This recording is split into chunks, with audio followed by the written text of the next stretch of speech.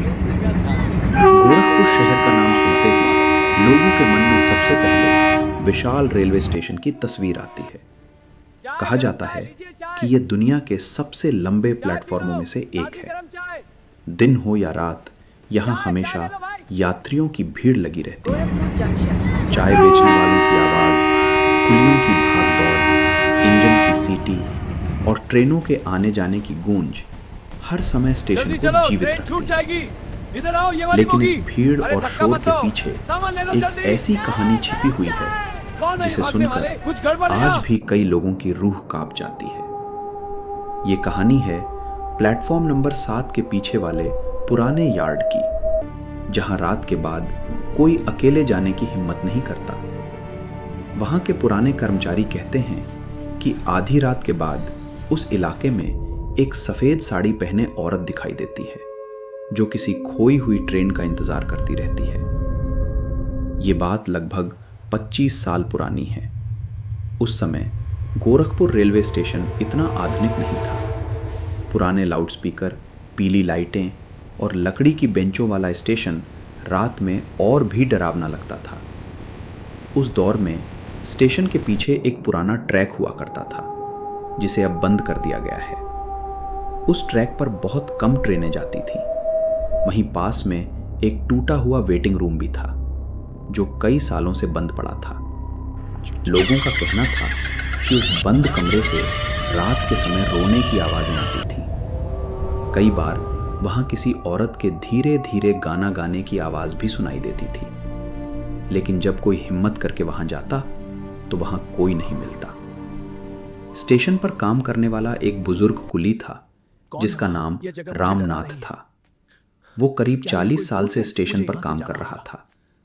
उसने कई बार लोगों को चेतावनी दी थी कि रात के 12 बजे के बाद पुराने यार्ड की तरफ मत जाना, लेकिन लोग उसकी बात को मजाक समझकर हंस देते थे। एक दिन सर्दियों की रात थी। दिसंबर का महीना था। घना कोहरा पूरे स्टेशन पर छाया हुआ था। रात के करीब 1 बजे थे। प्लेटफॉर्म नंबर 7 पर बहुत कम लोग बचे थे। उसी समय स्टेशन पर एक नया टिकट चेकर आया था, जिसका नाम अजय था। अजय पढ़ा लिखा और बहादुर लड़का था। उसे भूत प्रेत जैसी बातों पर बिल्कुल भरोसा नहीं था। उस रात कोई है वहां? अजय की ड्यूटी प्लेटफॉर्म नंबर 7 यह के कोहरा पास बहुत लगी। अजीब है। जब वो वहां टिकट क्या चेक यह कर कोई रहा भूत था, है? तभी उसने देखा कि एक बूढ़ा आदमी घबराया हुआ उसकी तरफ भागता हुआ आ रहा है। बूढ़े आदमी ने कांपती आवाज में कहा, बेटा, अभी अभी मैंने पुराने यार्ड की तरफ एक औरत को जाते देखा है। उसने सफेद साड़ी पहन रखी थी। वो सीधे बंद ट्रैक की तरफ जा रही थी। अजय ने सोचा कि शायद कोई यात्री रास्ता भटक गया होगा। उसने बूढ़े आदमी को शांत किया और टॉर्च लेकर पुराने यार्ड की तरफ चल पड़ा। जैसे जैसे वो आगे बढ़ रहा था, स्टेशन की आवाजें पीछे छूटती जा रही थी। वहां सिर्फ ठंडी हवा की आवाज थी और दूर कहीं इंजन की हल्की सीटी सुनाई दे रही थी। कुछ दूर जाने के बाद उसे एक टूटी हुई बेंच दिखाई दी। उसके पास किसी के पैरों के निशान थे। कोहरे के बीच अजय को लगा कि कोई सफेद कपड़ों में आगे चल रहा है। उसने जोर से आवाज लगाई, कौन है वहां? लेकिन सामने से कोई जवाब नहीं आया। अजय थोड़ा और आगे बढ़ा। तभी अचानक उसकी टॉर्च बंद हो गई। उसने कई बार उसे चालू करने की कोशिश की, लेकिन टॉर्च नहीं जली। तभी उसे अपने पीछे किसी के चलने की आवाज सुनाई दी, जैसे कोई धीरे धीरे उसके पीछे आ रहा हो। अजय ने पीछे मुड़कर देखा, लेकिन वहां कोई नहीं था। उसका दिल तेज धड़कने लगा। उसने फिर से आगे देखा तो कुछ दूर पर सफेद साड़ी पहने एक औरत खड़ी थी। उसके लंबे बाल उसके चेहरे पर बिखरे हुए थे। वो धीरे धीरे अजय की तरफ मुड़ी। उसका चेहरा देखकर अजय के पैरों तले जमीन खिसक गई। उसका चेहरा पूरी तरह पीला था, आंखें काली थीं और होंठों से खून जैसा कुछ बह रहा था। अजय डर के मारे पीछे हटने लगा। तभी वो औरत अचानक बहुत तेज आवाज में रोने लगी। उसकी रोने की आवाज पूरे यार्ड में गूंजने लगी। ऐसा लग रहा था जैसे कई लोग एक साथ रो रहे हों। अजय भाग लगा, लेकिन जैसे ही वो मुड़ा, उसे लगा कि उसके सामने फिर वही औरत खड़ी है। अब वो उससे सिर्फ कुछ कदम दूर थी। उसने धीमी आवाज में कहा, मेरी ट्रेन अभी तक नहीं आई। दोनों भागते हुए वापस प्लेटफॉर्म तक पहुंचे। अजय की हालत खराब हो चुकी थी। उसका चेहरा सफेद पड़ गया था और वो कांप रहा था। उसे स्टेशन मास्टर के कमरे में बैठाया गया।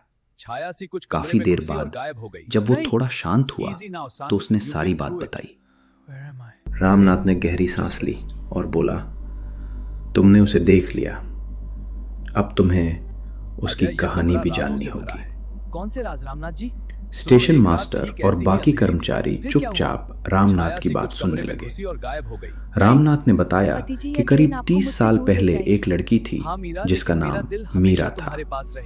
वो अपने पति के साथ गोरखपुर आई थी। उसके पति सेना में थे, उन्हें किसी दूसरे शहर जाना था। उस समय रात में एक ट्रेन इस पुराने ट्रैक से गुजरती थी। मीरा अपने पति को छोड़ने स्टेशन आई थी, लेकिन किसी कारण से उसका पति ट्रेन छूटने से पहले ही वापस प्लेटफॉर्म पर लौट आया। दोनों के बीच किसी बात को लेकर झगड़ा हो गया। गुस्से में मीरा अकेली पुराने ट्रैक की तरफ चली गई। उस समय बहुत घना कोहरा था। किसी को पता नहीं चला कि कब वह ट्रैक पर पहुंच गई। तभी अचानक एक मालगाड़ी वहां से गुजरी। अगले दिन सुबह लोगों को ट्रैक के पास उसकी टूटी हुई चूड़ियां, साड़ी का टुकड़ा और खून के निशान मिले। उसका शरीर पूरी तरह नहीं मिला। कुछ लोग कहते हैं कि वो हादसा था, कुछ कहते हैं कि उसने खुद अपनी जान दे दी। लेकिन उस दिन के बाद से स्टेशन के उस हिस्से में अजीब घटनाएं शुरू हो गईं। कई ड्राइवरों ने बताया कि रात के समय ट्रैक पर एक औरत खड़ी दिखाई देती है। जैसे ही ट्रेन पास पहुंचती है, वो अचानक गायब हो जाती है। कई कुलियों ने रोने की आवाजें सुनी। कुछ यात्रियों ने सफेद साड़ी पहने एक औरत को प्लेटफॉर्म पर चलते देखा, जो अचानक भीड़ में गायब हो जाती थी। अजय ने यह सब सुना, लेकिन वो अभी भी कांप रहा था। उसने तय किया कि वो अगले दिन नौकरी छोड़ देगा। लेकिन अगले दिन जब वो स्टेशन पहुंचा तो सब कुछ सामान्य लग रहा था। लोगों की भीड़, चाय वालों की आवाजें, ट्रेनों की सीटें, सब कुछ पहले जैसा था। अजय ने सोचा कि शायद रात में उसने डर के कारण कुछ गलत देख लिया। उसने खुद को समझाया और काम पर लग गया। लेकिन उसी रात फिर कुछ ऐसा हुआ जिसने उसकी जिंदगी बदल दी। करीब 12:30 पर प्लेटफॉर्म नंबर 7 पर एक ट्रेन आने वाली थी। तभी अचानक स्टेशन की बिजली कुछ सेकंड के लिए चली गई। पूरा प्लेटफॉर्म अंधेरे में डूब गया। लोग घबरा गए, कुछ बच्चे रोने लगे। जब बिजली वापस आई तो अजय ने देखा कि प्लेटफॉर्म के आखिरी छोर पर वही सफेद साड़ी वाली औरत खड़ी थी। इस बार उसके हाथ में एक पुराना लाल रंग का बैग था। वो धीरे धीरे ट्रैक की तरफ बढ़ रही थी। अजय ने देखा कि उसके आसपास खड़े लोग उसे देख ही नहीं रहे थे, जैसे वो सिर्फ अजय को ही दिखाई दे रही हो। अजय डर गया, लेकिन इस बार उसने भागने की बजाय उसके पीछे जाने का फैसला किया। वह धीरे धीरे उसके पीछे चलने लगा।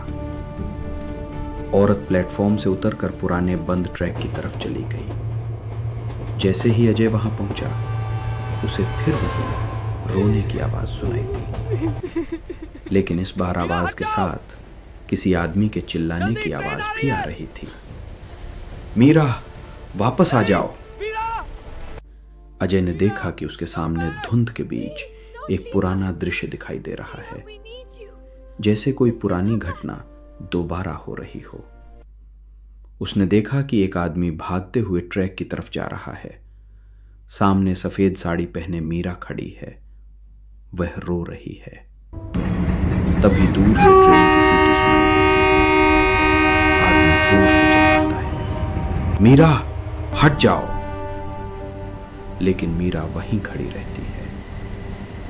अगले ही पल तेज रोशनी और ट्रेन की आवाज सब कुछ ढक देती है। अजय जोर से चीखा और पीछे गिर पड़ा। जब उसकी आंख खुली तो वह स्टेशन के मेडिकल रूम में था। रामनाथ उसके पास बैठा था। रामनाथ ने कहा, तुमने उसकी आखिरी रात देख ली? अजय ने पूछा, क्या वो आज भी अपनी ट्रेन का इंतजार कर रही है? रामनाथ ने धीमी आवाज में कहा, नहीं, वह अपने पति का इंतजार कर रही है। कहते हैं कि उस हादसे के बाद उसका पति पागल हो गया था। कुछ साल बाद उसकी भी मौत हो गई। मीरा, लेकिन मीरा की वापस आत्मा आ को जाओ। शायद आज तक यकीन नहीं हुआ कि उसका पति वापस नहीं आएगा। उस दिन के बाद अजय ने कभी रात की ड्यूटी नहीं की। कुछ महीनों बाद उसने नौकरी छोड़ दी और दूसरे शहर चला गया। लेकिन उसने जाते जाते एक बात जरूर कही थी। उसने कहा, अगर कभी रात में गोरखपुर स्टेशन के पुराने हिस्से में जाना और कोई सफेद साड़ी वाली औरत तुमसे पूछे कि उसकी ट्रेन कब आएगी, तो उससे नजर मत मिलाना। आज भी गोरखपुर रेलवे स्टेशन पर काम करने वाले कुछ पुराने कर्मचारी इस कहानी को सच मानते हैं। कई लोग कहते हैं कि उन्होंने रात के समय प्लेटफॉर्म नंबर 7 के पास एक औरत को देखा है। कुछ लोगों ने तो यह भी कहा कि जब स्टेशन पर बहुत ज्यादा कोहरा होता है तब पुराने ट्रैक की तरफ से किसी औरत के रोने की आवाज सुनाई देती है। कहा जाता है कि पुराने यार्ड का वो हिस्सा आज भी पूरी तरह खाली नहीं रहता। रात के समय वहां रखे लोहे के ड्रम अपने आप हिलते हैं। बंद कमरे के दरवाजे अपने आप खुलते और बंद होते हैं। कई बार वहां रखे पुराने लैंप अपने आप जल उठते हैं। स्टेशन के कुछ कर्मचारी बताते हैं कि रात में वहां कुत्ते भी नहीं जाते। जल्दी चलो, ट्रेन छूट जाएगी।